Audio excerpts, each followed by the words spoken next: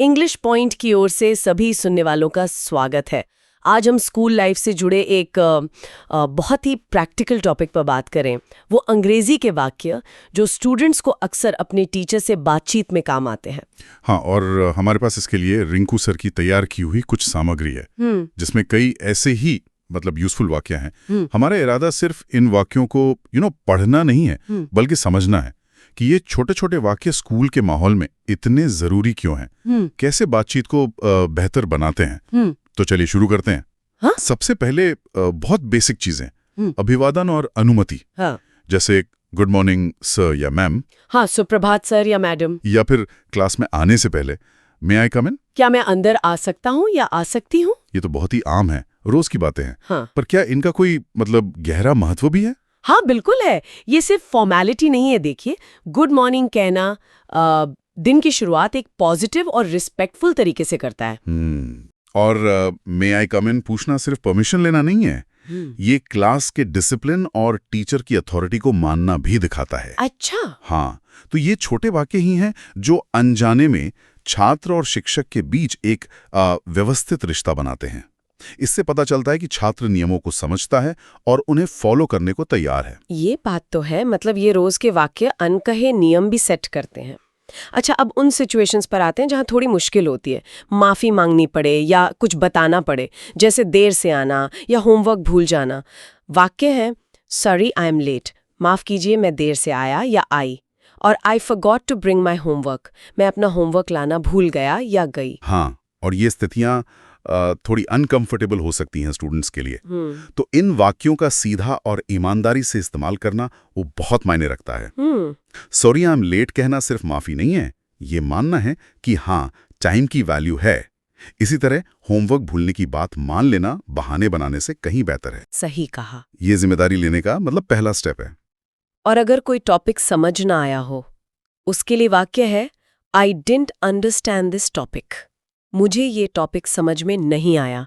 अक्सर स्टूडेंट्स ये पूछने में झिझकते हैं। बिल्कुल, और यही झिझक तो सीखने में सबसे बड़ी रुकावट बन सकती है।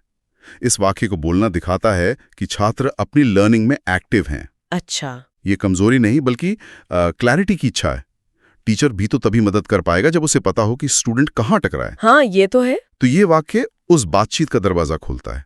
ये दिखाता है कि छात्र सीखने को लेकर सीरियस है। तो ये वाक्य सिर्फ जानकारी देना या माफी मांगना भर नहीं है, ये एक तरह से स्टूडेंट के एटीट्यूड को भी दिखाते हैं, चाहे वो जिम्मेदारी हो या सीखने की लगन। अच्छा, अब कुछ रिक्वेस्ट्स और सवालों पर आते हैं, जैसे can I go to the washroom, क्या मैं वॉशरूम जा सकती हूँ। या फिर अगर कुछ दोबारा सुनना या समझना हो तो प्लीज रिपीट इट वंस, कृपया से एक बार फिर दोहराएं। या फिर can you explain it again, क्या आप इसे फिर से समझा सकते हैं।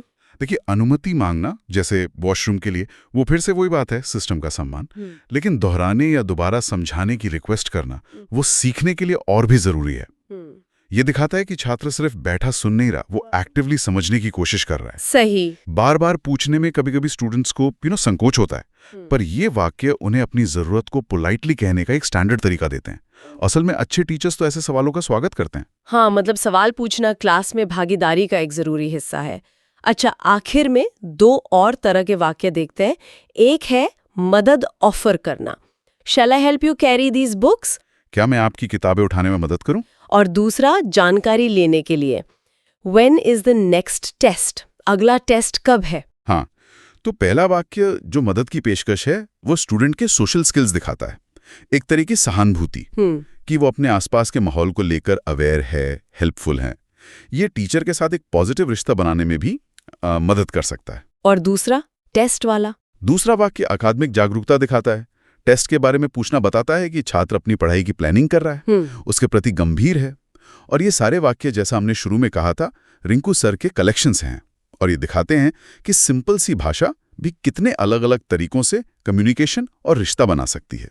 तो हमने रिंकू सर के संकलन से कुछ बेसिक अंग्रेजी वाक्य देखे, लेकिन सिर्फ उनका मतलब नहीं बल्कि उनके पीछे का जो महत्व है उसे भी समझने की कोशिश की। कैसे वे अनुशासन, जिम्मेदारी, एक्टिव लर्निंग और पॉजिटिव रिश्ते बनाने में रोल प्ले करते हैं। हाँ बिल्कुल, ये वाक्य सिर्फ शब्द नहीं है, ये स्कूल के सोशल और एकेडमिक माहौल में ठीक से हिस्सा लेने के टूल्स हैं। इन्हें कॉन्फिडेंस से इस्तेमाल करना स्टूडेंट्स को कई तरह से मजबूत बना सकता है। और यही पर एक सोचने वाली बात आती है कि स्कूल में इस तरह सरल भाषा से बातचीत का कॉन्फिडेंस हासिल करना छात्रों के ओवरऑल अकादमिक प्रदर्शन और उनकी पर्सनालिटी डेवलपमेंट को और किन गहराइयों तक प्रभावित कर सकता है। इंग्लिश पॉइंट की ओर से सुनने के लिए धन्यवाद।